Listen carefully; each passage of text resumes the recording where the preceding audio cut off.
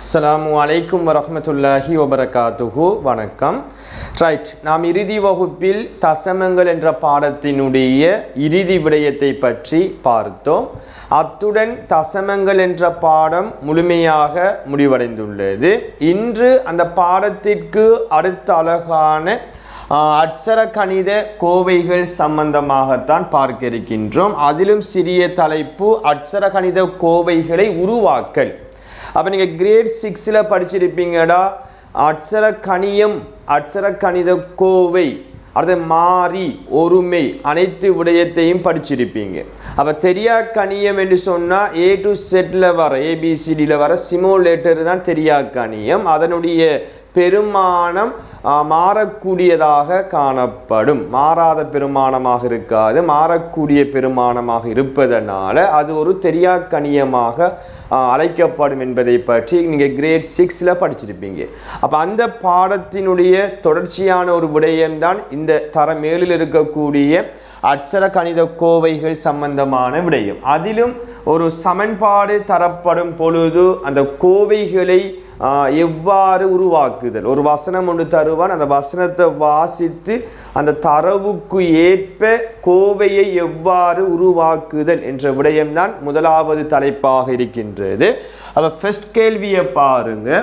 ஓர் அப்பிளின் விலை, ஒரு அப்பிளின் விலை ரூபாய் என்று சொல்லப்படுது. தெரியா கணியம். வந்து 30, 40, 60 நமக்கு சுவர் பண்ணி சொல்ல முடியாது. அந்த சொல்ல முடியாத பெருமானத்தை தான் தெரியா கணியம் என்று சொல்லப்படும். அது ஆங்கில சிமோலேட்டர் ஊடாகத்தான் குறிக்கப்படும் என கொண்டு அவ்வாறான 5 அப்பிள்களின் விலை யாது என்று கேட்கப்படுது. இப்போ உதாரணத்துக்கு ஒரு அப்பிள் விலை 50 வைப்பமே. ஒரு அப்பிளின் விலை 50 என்று சொன்னால் 5 அப்பிளின் விலை யாதென்று கேட்டு நாம் என்ன செய்வோம்? 5ஆல் பெருக்கி கொள்வோம். பெருக்கினா 250 வரும். அதே போன்றுதான் யோசிக்கணும்.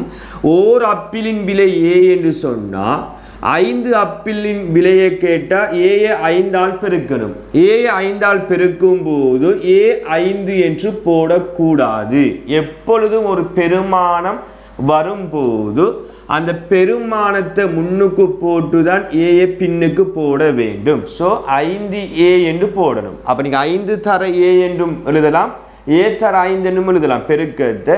ஆனால் பெருக்கி வார விடையில பெருமானம் வரும்போது அந்த பெருமானத்தை முன்னுக்கு போட்டுதான் தெரியா கணியத்தை பின்னுக்கு போடணும். ஸோ 5A என்று வரும், A5 என்று வராது. அதை புரிந்து கொள்ளணும்.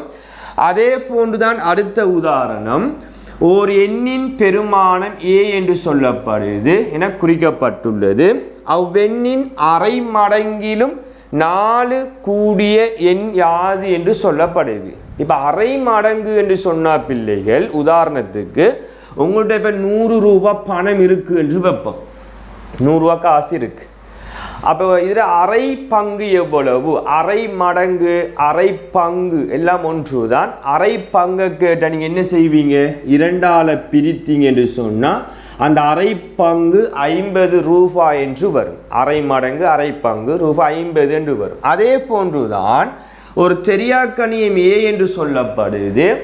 ஏயின் அரை பங்கு என்று சொன்னால் இப்போ 100 2ஆல் பிரித்த மாதிரி ஏயை 2ஆல் பிரிக்க வேண்டும். ஏயை 2ஆல் பிரித்து அந்த எண்ணின் அரை மடங்கிலும் 4 கூடிய, கூடிய என்று சொன்னால் கூட்டணும், கூட்டணும். குறைவு என்று சொன்னால் கழிக்கணும், கழிக்கணும். அப்போ கூடிய, எத்தனை கூடிய? 4. 4 கூடிய எண் யாது என்று கேட்ட இதையும் கூட்ட முடியாது. அப்போ இது தெரியா கணியத்துடன் சேர்ந்து வருது. இது தனி பெருமானம். ஸோ கூட்டவும் முடியாது, கழிக்கவும் முடியாது. அப்போ இது ஒரு கோவை. ஸோ நீங்கள் பிரக்கெட் பண்ணணும். இது ஓர் உறுப்பு, சய வந்த ஒரு பெருமானம் வந்தால் தான் கோவை. அதை பிரக்கெட் பண்ணணும். இது உறுப்புங்கிறதால பிரக்கெட் பண்ணலை. இது ஒரு உறுப்போட தெரியா ஒரு பெருமானம் கூட்டுப்படுது அல்லது கழிப்பட்டு வந்தால் அட்சர கணித கோவை. ஸோ அதை நம்ம என்ன செய்ய வேண்டும்? பிரக்கெட் பண்ணி காட்ட வேண்டும். கட்டாயம் பிரக்கெட் பண்ணி காட்டுங்க. இவ்வாறு தான் ஒரு வசனம் தரப்படும் பொழுது கேட்ட கேள்விக்கு ஏற்ப அந்த அட்சர கணித கோவைகளை நீங்கள் உருவாக்க வேண்டும். மேலும் சில பயிற்சிகளை பற்றி பார்ப்போம். இப்போ தொடர்ச்சியான 3வது கேள்வி. ஓர் உணவகத்தில் ஒரு பானின் விலை ரூபாய் P ஆகும் என்று சொல்லப்படுது. அப்போ ஒரு பானின் விலை P என்று சொன்னால் இவர் 4இல் 1 பங்கு பான், காப்பங்கு பான் என்று சொல்லுவாங்க, காட்பங்கு. அப்போ காட்பங்கு பானும் அந்த பானை தொட்டு சாப்பிடுவதற்காக ரூபா 30 பெறுமதியான பருப்பு கறி, 30 ரூபாவுக்கு பருப்பு கறியும் உண்ட ஒருவர் செலுத்த வேண்டிய மொத்த பணம் யாது? இப்போ நம்ம இதுக்கு முதல் அரை பங்கு என்று கேட்டால் 2ஆல் பிரித்தோமா இல்லையா? அரை பங்குங்கிறது 2இல் 1. அப்போ 2இல் 1 என்று சொன்னால் 2ஆல் பிரித்தது போன்று காட்பங்கு என்று சொன்னால் ஒரு முழுப்பான் P ரூபா என்று சொன்னால் இது முழுப்பான வாங்கல, அந்த முழுப்பானின் 4ஆ பிரித்து ஒரு பங்கை வாங்குறார். அப்போ அந்த பானின் விலையை கேட்டால் P-யை 4ஆல் என்ன செய்ய வேண்டும்? பிரிக்க வேண்டும். காரணம் 4இல் 1 பங்கு, அந்த பகுதி என்ன பாருங்க 4 இருப்பதனால 4ஆல் என்ன செய்ய வேண்டும்? பிரிக்க வேண்டும். அப்போ P-ன் கீழ் 4. இது பானின் விலை. பானை மட்டும் வாங்கலை, அந்த பானோட சாப்பிடுவதற்காக 30 ரூபா பெறுமதியான கறியும் வாங்கினா செலுத்த வேண்டிய மொத்த பணம், மொத்த தொகை எவ்வளவு என்று கேட்கப்படுது. இதுதான் விடை. இதை கூட்டை மேலே கழிக்கவும் முடியாது. ஸோ பிரேக்கெட் பண்ணி ரூபாண்டு முன்னுக்கு போடுவோம். பெறுமதிங்கிறதால அழகு வந்து ரூபாவாக இருக்கும். இது உங்களுக்கு விளங்கியிருக்கும். சரி, இதே மாதிரி 4வது கேள்வி. 1 கிலோகிராம் சீனியின் விலை ரூபா Y ஆகும். ரூபா Y ஆகும். அரை கிலோகிராம் சீனியை கடையில் வாங்குவதற்கு, அப்போ 1 கிலோகிராம் நான் சும்மா சொல்கிறேன் 500 ரூபான்னு சொன்னால் அரை கிலோ எவ்வளவு? 500 2ஆல் பிரித்தா 250 வரும். அதான் அரை கிலோட விலை.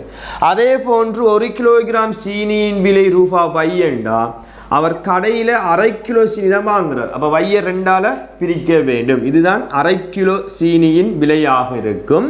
வாங்குவதற்கு ரூபா 100ஐ கொடுக்கும் ஒருவர் பெரும் மீதி பணத்தை வயிலான அட்சர கணித கோவை ஒன்றின் மூலம் தருக. இப்போ நீங்கள் கடைக்கு போகிறீங்க, உங்களோட பணம் வந்து 100 ரூபாய் இருக்கு. இப்போ சீனியோட ப்ரைஸ், சீனியோட விலை வந்து 40 ரூபான்னு வைப்போம். உதாரணத்துக்கு 40 ரூபாய். அரை கிலோ சீனி எவ்வளவு? 40 ரூபாண்டா கடைக்காரனுக்கிட்ட நீங்கள் ரூபா 100 கொடுத்தீங்கன்னா எவ்வளவு மிச்சம் தருவான்? 60 ரூபாய். எப்படி? கொடுத்த 100 ரூபா பணத்தில் இருந்து தான் அந்த செலவை கழிக்க வேண்டுமா இல்லையா? அதே போன்று கொடுத்த 100 காசு எவ்வளவு? 100 ரூபா கழிக்கணும். 1 கிலோகிராம் சீனியின் விலை Y என்றா அரை கிலோ சீனியின் விலை எவ்வளவு? Y/2, Y-ன் கீழ் 2. கழிக்க முடியுமா? முடியாது. ஸோ இது ஒரு கோவை. பிரேக்கெட் பண்ணி அவர் கொடுக்க வேண்டிய மீதி பணம் 100 சய Y-ன் கீழ் 2 வரும். Y-ன் கீழ் 2 சய 100 போட்டால் பிழை தான். அப்போ நீங்கள் வாங்கின தொகையிலிருந்து கொடுத்த பணத்தை கழிக்கலாவே, கழித்த மீதி வருமா? வராது. கொடுத்த பணத்திலிருந்து தான் அந்த செலவு என்ன செய்ய வேண்டும்? கழித்தா மீதி வரும். அந்த மீதி தான் இந்த கோவையாக இருக்கும் என்பதை புரிந்து கொள்ள வேண்டும். சிறிய தலைப்பை பாருங்க. கேள்விக்கான ஒரு தலைப்பு தான். கீழே தரப்பட்ட ஒவ்வொரு கோவையையும் சொற்களில் விவரிக்குக. அப்போ கோவை தரப்படுகின்றது. இந்த கோவைக்கான விடயத்தை சொற்களில் விவரிக்க வேண்டும். அதற்கு முதல் இப்போ ஏயிற்கு முன்னுக்கு வாரத்தை சொல்லுவோம். அந்த பெருமானத்தை குணகம், ஏயின் குணகம் என்று சொல்லுவோம். இது வந்து மாறா பெருமானமாக இருக்கும். அந்த தனி பெருமானம்ங்கிறது மாறா பெருமானமாக இருக்கும். அதை புரிந்து கொள்ள வேண்டும். இப்போ இந்த கோவை எப்படி விவரிக்கலாம் என்று சொன்னால், தெரியாக்கணியம் என்ன இருக்கு? ஏ இருக்கு. அப்போ ஏயின் இப்போ 2க்கும் ஏய்க்கும் இடையில எந்தவித குறியீடும் அடையாளமும் இல்லைன்னு சொன்னா பிள்ளைகள் கட்டாயம் பெருக்கல் அடையாளம் இருக்கு. பெருக்கல்ங்கிறது மடங்கு என்று சொல்லப்படும். அப்ப ஏயின் 2 மடங்குடன், எப்படி? 2 மடங்குடன், 2 ஏயின் 2 மடங்குடன் இது என்ன செய்யப்படுது? கூட்டுப்படுது. எத்தனை கூட்டுப்படுது? 8. அப்ப 8 கூடியதாகும் என்று நீங்க இப்படி சொற்களில் எழுதி கொள்ள வேண்டும். அப்ப ஏயின் 2 மடங்குடன் 8 கூடியதாகும். அந்த சய வந்தா 8 8 குறைவாகும் என்று எழுதிக் கொள்றோம். இவ்வளவுதான். இதே போன்றுதான் இந்த இரண்டாவதை பாருங்கடா. இந்த 3க்கும் xக்கும் இடையில தர இருக்கும். தெரியாக்கணியம் xங்கிறதால xின் 3 மடங்குடன், நீங்க இலக்கத்திலையும் போடலாம், பிரச்சனை இல்லை, 3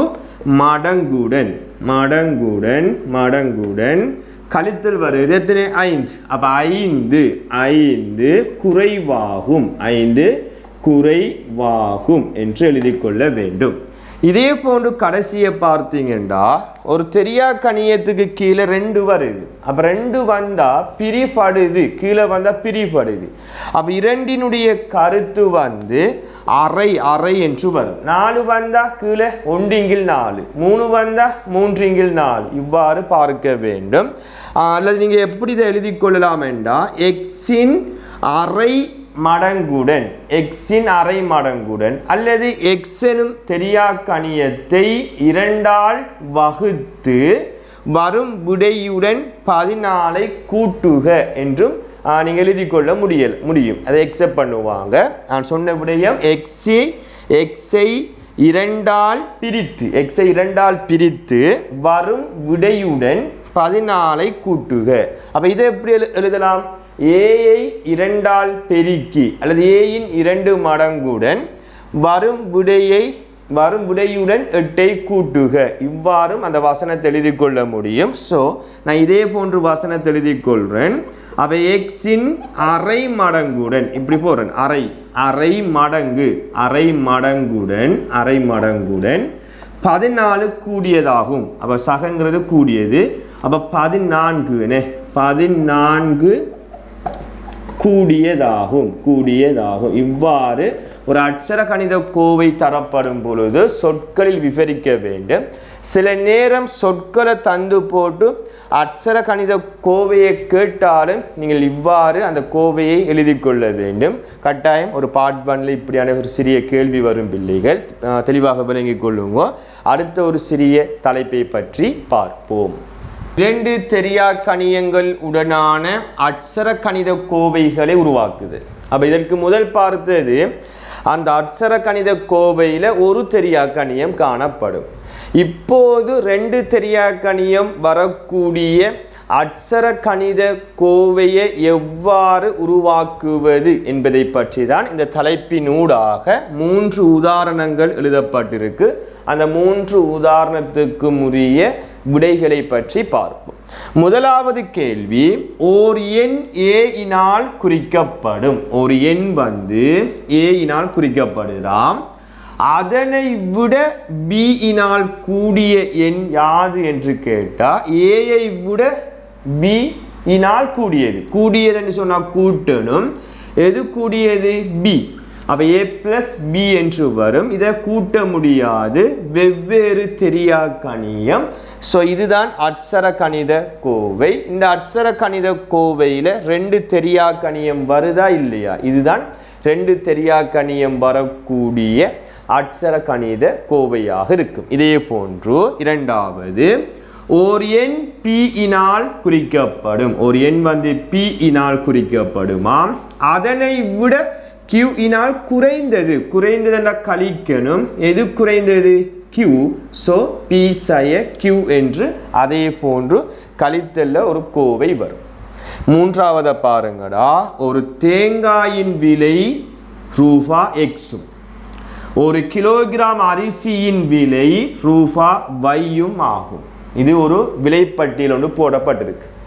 இதை பார்த்து போட்டு ஒரு நபர் 4 தேங்காய், அப்போ ஒரு தேங்காய் எக்ஸெண்டா, இப்போ ஒரு தேங்காய் 50 ரூபாண்டா, 4 தேங்காய் எவ்வளவுன்னு கேட்டா 4 தர 50 ரூபா 200 வரும். அது உங்களுக்கு தெரியும். அதே போன்றுதான் ஒரு தேங்காய் எக்ஸெண்டா 4 தர எக்ஸெண்டு போட வேண்டும். இது 4 தேங்காயோட விலை. இதனுடன் சேர்த்து 3 கிலோகிராம் அரிசியும் வாங்குறார். அப்ப மொத்தம் என்று சொன்னா கூட்டணும். 1 கிலோகிராம் அரிசி வையண்டா 3 கிலோகிராம் அரிசி வாங்குறார். அப்ப 3 தர வை என்று வரும்.